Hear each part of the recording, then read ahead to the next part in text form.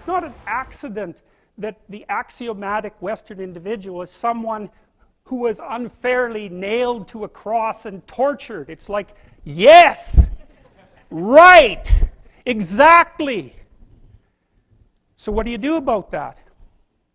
Well, I thought about that for a long time too. It's like, well, you don't get together in a damn mob, because all that does is allow you to be as horrible as you could possibly imagine and suffer from none of the consequences. That's a bad idea. So how about we don't do that?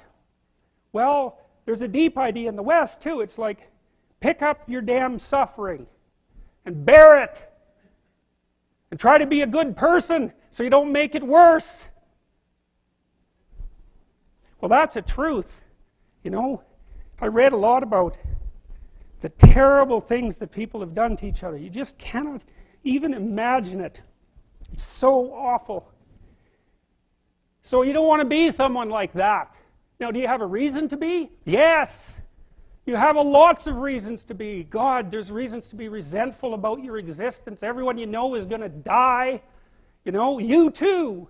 And there's going to be a fair bit of pain along the way, and lots of it's going to be unfair. It's like, yeah, no wonder you're resentful.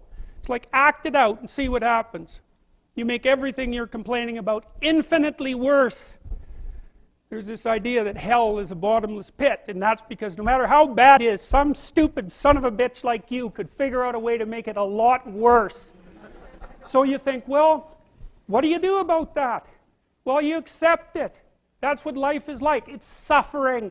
That's what the religious people have always said. Life is suffering. Yes. Well, who wants to admit that? Well, just think about it. Well, so what do you do in the face of that suffering? Try to reduce it. Start with yourself. What good are you? Get yourself together for Christ's sake, so that when your father dies, you're not whining away in a corner, and you can help plan the funeral, and you can stand up solidly so that people can rely on you. That's better. Don't be a damn victim. Of course you're a victim. Jesus, obviously. Put yourself together. And then maybe if you put yourself together, you know how to do that. You know what's wrong with you, if you'll admit it. You know there's a few things you could like polish up a little bit, that you might even be able to manage in your insufficient present condition. And so you might shine yourself up a little bit, and then your eyes will be a little more open, then you can shine yourself up a little bit more, and then maybe you could bring your family together instead of having them be the hateful, spiteful, neurotic, infighting batch that you're like doomed to spend Christmas with.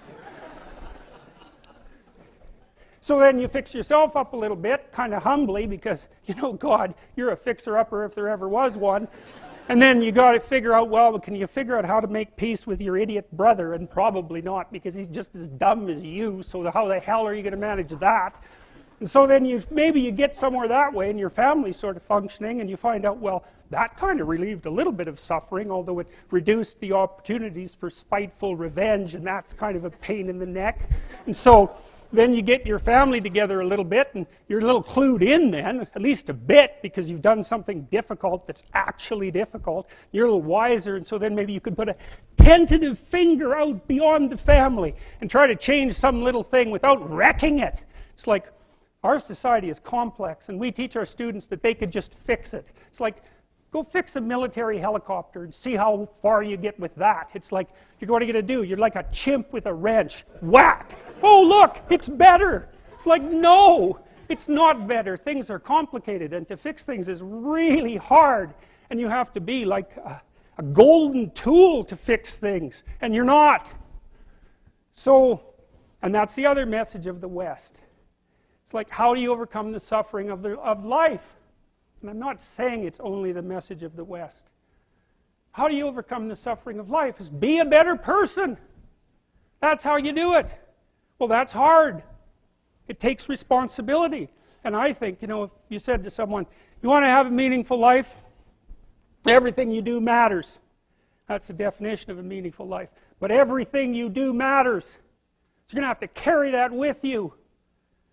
Or do you want to just forget about the whole meaning thing, and then you don't have any responsibility, because who the hell cares? And you can wander through life doing whatever you want, gratifying impulsive desires for how useful that's going to be.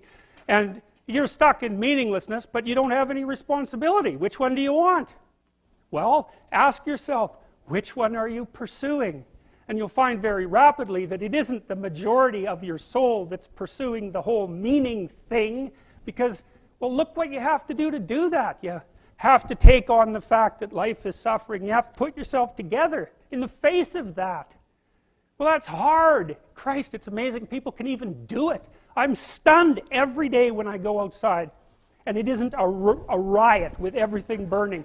Because really, God, you talk to people, it's like, I knew this guy, he'd been in a motorcycle accident and it really ruined him, and he was like a linesman, you know, working on the power, and he was working with someone who had Parkinson's disease, and they had complementary inadequacies, and so two of them could do the job of one person, and so they're out there fixing power lines in the freezing cold, despite the fact that one was 3/4 wrecked with a motorcycle accident and the other one had Parkinson's. It's like, that's how our civilization works. It's like, there's all these ruined people out there, they've got problems like you can't believe. Off they go to work and do things they don't even like, and look, the lights are on. My God, it's unbelievable. It's a miracle. It's a miracle. And we're so ungrateful. College students, the postmodern types, they're so ungrateful.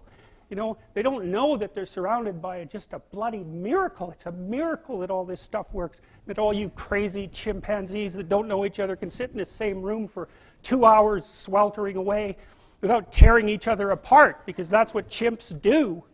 So, anyways, so what happened? Well, I made some videos and I got to the bottom of some things, at least as far as I can tell, so I told you what the bottom is, and then I've got this idea about what you might do about it, which isn't my idea. It's not my idea. It's an old idea. It's far older than Christianity. It's old. It's the oldest story of mankind. Get yourself together. Transcend your suffering. See if you can be some kind of hero. Make the suffering in the world less. Well, that's the way forward, as far as I can tell, if there is any way forward. And that's what's under assault by the postmodernists. So look out, because they know exactly what they're doing, and they know exactly why they're doing it.